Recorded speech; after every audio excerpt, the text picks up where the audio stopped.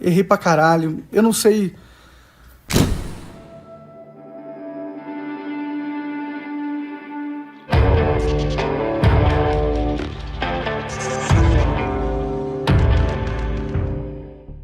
Esse vídeo é um estudo baseado em ciências comportamentais. Sendo assim, não vou expor a minha opinião pessoal sobre a pessoa analisada no vídeo. Fala aí, beleza? Eu sou o Vitor Santos, sou especialista em linguagem corporal, investigador profissional e perito técnico das microexpressões faciais.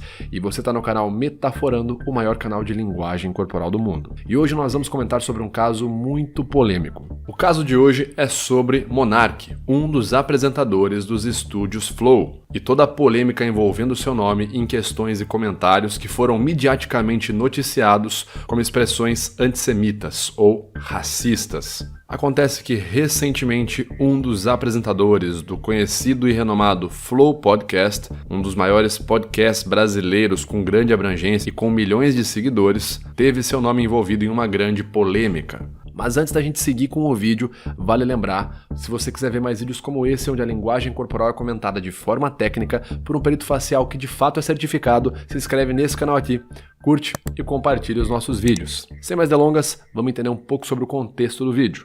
Bruno Ayub, que é publicamente conhecido como Monark, um dos dois apresentadores emblemáticos do Flow Podcast, já tem um histórico grande de falas polêmicas em suas participações como comentarista nos episódios do Flow. Inclusive, seu nome foi publicamente noticiado em uma questão recente também envolvendo comentários racistas, o que causou o cancelamento da relação comercial entre o patrocinador iFood e o programa Flow. O comportamento comumente associado à irresponsabilidade de Monark já foi inclusive apontado cerca de 2 anos antes por um dos convidados do programa, na época, Rogério Skylab.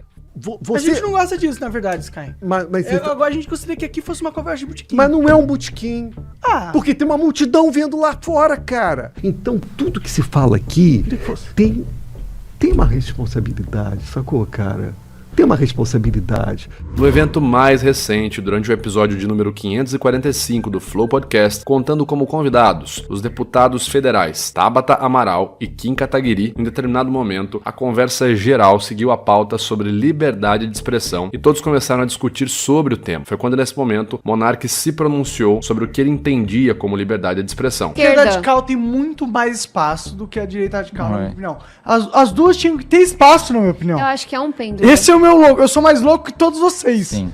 Eu acho que o tinha que ter o partido eu acho que não. Reconhecido Lembra, pela liberdade. E foi justamente esse trecho, esses comentários, que foram definidos publicamente como demonstrações antissemita explícitas e racismo. Após toda essa polêmica, Monark foi desligado dos estúdios Flow e inclusive não faz mais parte do quadro societário dos estúdios Flow, conforme divulgado por Igor, que até então era um dos sócios majoritários do projeto Flow Podcast. Após toda essa polêmica, Monark ainda veio a público em suas redes sociais, especificamente no Twitter, com um pedido de desculpas. E é justamente sobre esse pedido que iremos tecer alguns comentários não verbais. Vale a pena lembrar que eu não estou aqui para fazer um julgamento moral, ético, da personalidade do Monark. Até mesmo porque as próprias falas do Monark, além de serem condenáveis, já estão sendo investigadas pela justiça. Então não há muito o que se falar sobre os comentários antissemitas e que assim foram compreendidos publicamente, midiaticamente, nas falas do Monark. Nosso objetivo nesse vídeo é observar o comportamento não verbal, as microexpressões faciais, os gestos, a entonação vocal para entender quais emoções o Monark pode ter demonstrado nesse vídeo e se elas se assemelham com o comportamento compreendido como o comportamento não verbal de vergonha e culpa. Esse vídeo também conta com a participação da perita facial Giovanna Menoncello, que contribuiu com a codificação e a roteirização desse vídeo. Dito isso, vamos para a análise. Logo antes de começar, Monark umedece os lábios com a língua. Nesse momento nós temos um P6. O umedecimento labial está muito associado a sensações de ansiedade, justamente quando a pessoa vai tratar de algo difícil, uma situação difícil de ser comentada.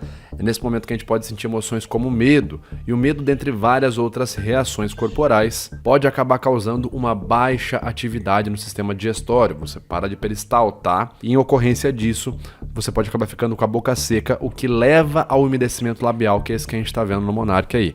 Então são indicadores de início de muita ansiedade, o que já é esperado numa situação dessas. Galera, eu queria fazer esse vídeo pra só pedir desculpa mesmo.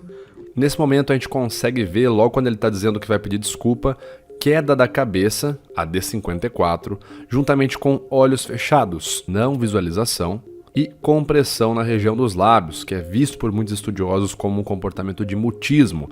Nesse contexto, podemos observar esse conjunto de comportamentos como um conjunto de comportamentos não verbais associado à vergonha, conforme descrito em Telling Lies por Paul Ekman. Fazer esse vídeo para só pedir desculpa mesmo, porque eu errei, a verdade é essa. Porque aqui a gente tem novamente uma queda da cabeça, juntamente com o agregador verbal, quando ele fala porque... Lembrando que o agregador verbal é uma ferramenta muito utilizada quando a gente quer ganhar mais tempo para pensar numa melhor resposta, e um aumento no volume vocal, o pitch vocal também fica mais agudo. Eu errei, porque... Mostra pra gente que ele tá procurando a melhor forma de explicar, né, de se explicar e pedir desculpas.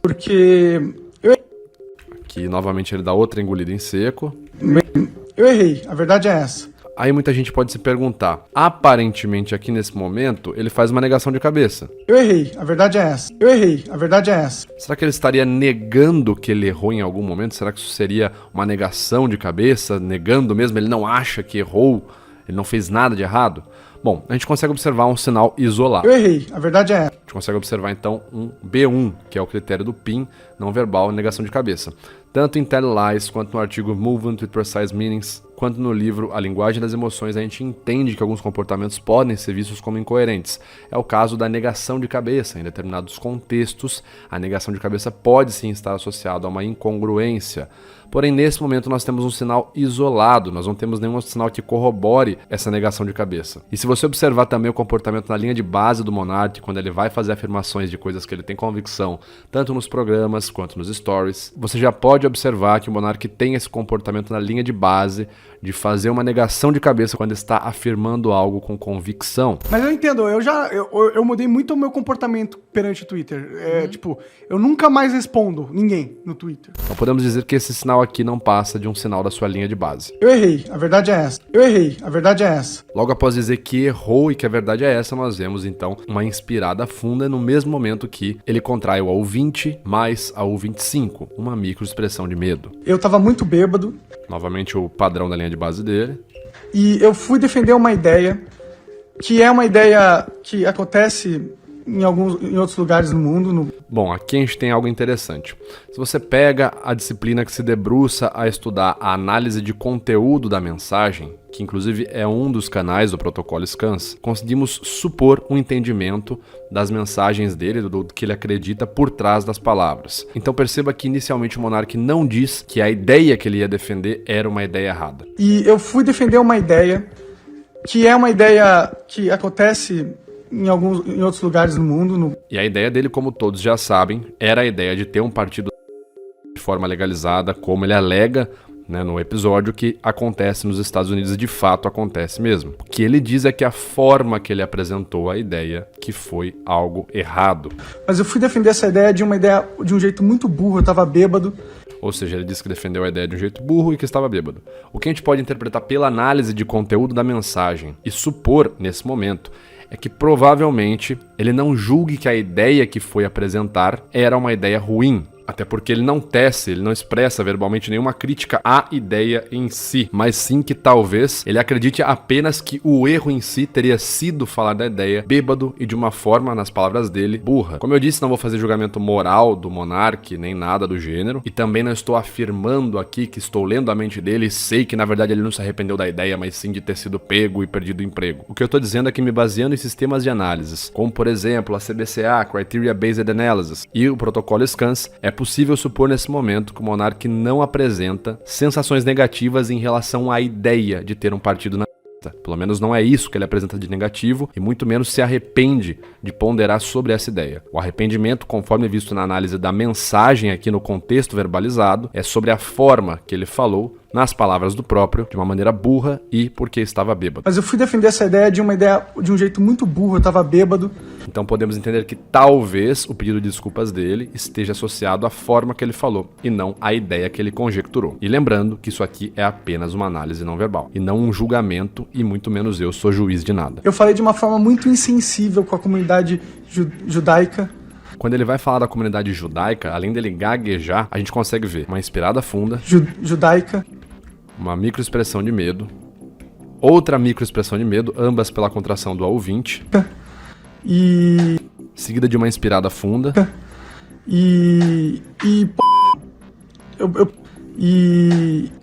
seguida de um agregador verbal e pensando no que vai falar. Nesse momento também, quando ele está pensando, nós conseguimos observar uma microexpressão de medo, pelo A20, mais 5.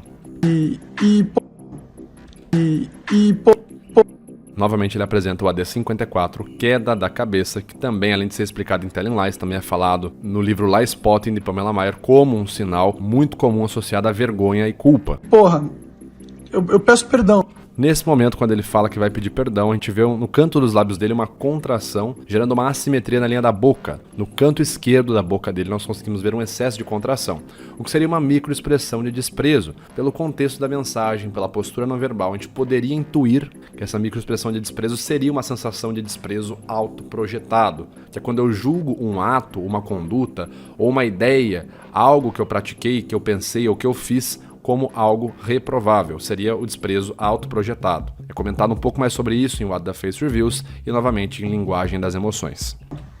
Eu peço perdão, tá ligado? Pela minha insensibilidade. Algo que é interessante notar é que o monarca usa muitos pronomes pessoais. Eu peço perdão, eu estava bêbado, a minha insensibilidade, eu falei besteira, eu fui burro. Ou seja, quando a gente usa muitos pronomes pessoais e novamente pegando a Criteria Based Content Analysis como referência, podemos interpretar que a mensagem está sendo verbalizada com mais convicção. Quando eu tendo a acreditar mais que eu fiz algo de errado, que eu cometi um erro, há um aumento na pronúncia de pronomes pessoais. O oposto ocorre quando a gente tenta manipular a situação e a gente não sente no fundo que errou, utilizando então termos de afastamento verbal, como houve uma situação, houve uma consequência, aconteceram coisas ruins. E aqui no Monarca a gente vê o oposto, ele usa bastante os pronomes pessoais. Eu fiz burrada, eu tava bêbado, minha insensibilidade e por aí vai. Ou você que tá vendo esse vídeo, você é uma pessoa ansiosa? Você tem maus hábitos que já tentou perder, mas não consegue até hoje? Talvez seja porque você está usando o pensamento automático e não o seu pensamento crítico, o seu pensamento lógico. Se você quer aprender mais e conseguir usar o seu pensamento lógico, avaliar situações com mais clareza, usando exemplos de Sherlock Holmes, eu te convido para participar do evento gratuito Dominando a Lógica Sherlockiana. É simples, basta clicar no link aqui da descrição e você vai participar gratuitamente de um evento para aprender a dominar mais o seu pensamento crítico, a sua lógica e conseguir controlar mais os seus impulsos. Venha participar agora do evento Dominando a Lógica Sherlockiana, tá certo? Continua o vídeo aí. Mas eu quero saber a opinião da perita Giovanna Menoncello. O que você analisou no seu trecho aí, Gil? E aí, Vitor? Bom, nesse próximo trecho, a gente consegue observar que a linguagem verbal utilizada pelo monarca é uma linguagem típica de afastamento. Ele fala, dá a entender que eu tô defendendo coisas abomináveis, em vez de falar diretamente, dá a entender que eu tô defendendo Dá a entender que eu tô defendendo coisas abomináveis, é uma merda. Esse tipo de linguagem, ele é muito utilizado como uma tentativa de não vincular a imagem da pessoa à situação que aconteceu. Percebam que em nenhum momento ele cita explicitamente o assunto principal dessa polêmica, que é o nazismo. Isso poderia ser visto como uma tentativa de não vincular a imagem dele a esse tema durante o discurso. Nesse momento seguinte em que ele fala que errou, errei pra c... vemos uma expressão de desprezo, caracterizada pela contração unilateral das AUs 12 mais 14. Além disso, ele fica com a cabeça baixa e temos também uma não visualização. Esses comportamentos são comumente associados à vergonha. Por mais que a vergonha não tenha uma expressão universal, comportamentos como a não visualização, a mão cobrindo o rosto e a cabeça baixa podem ser associados a esse sentimento. Nesse próximo trecho, antes dele pedir compreensão, eu não sei... vemos uma inspirada funda, eu não sei, seguida de uma expressão de medo, perceptível pelas AUs 5 mais 20. E posteriormente, temos uma elevação no pitch vocal. Peço compreensão aí de vocês mesmo. O que é muito comum durante a expressão de medo e ocorre por conta da tensão nas pregas vocais. Mesmo. E peço... Aqui vemos uma expressão bem sutil de desprezo, e nesse momento vemos novamente aquele comportamento associado à vergonha, cabeça baixa e não visualização. Nesse momento em que ele vai falar dos representantes da comunidade judaica, e eu convido inclusive os maiores representantes nós vemos novamente uma expressão de medo, caracterizada pelas AUs 5 e 20. E por fim, vemos mais uma vez o afastamento verbal. Ele fala, para me explicarem mais sobre toda a história, em vez de falar, para me explicarem mais sobre o... Para me explicarem mais sobre toda a história. Obrigado. Bom, pessoal, a conclusão que a gente tem, então, é que o monarca apresenta um comportamento majoritariamente de medo quando faz esse pedido de desculpas. Ele apresenta também traços não verbais de vergonha e culpa. E na análise da mensagem verbalizada, observamos supostamente um foco na forma que ele apresentou a ideia e não na ideia problemática em si. Bom, essa foi então a nossa análise. Se você gostou, já sabe, se inscreve aqui nesse canal, ajuda a gente, curte, compartilha o nosso vídeo, tá certo? Vamos ajudar a mais pessoas conhecerem esse maravilhoso universo da linguagem corporal. Comenta aqui quem mais você quer ver analisado e eu te vejo no próximo vídeo. Valeu!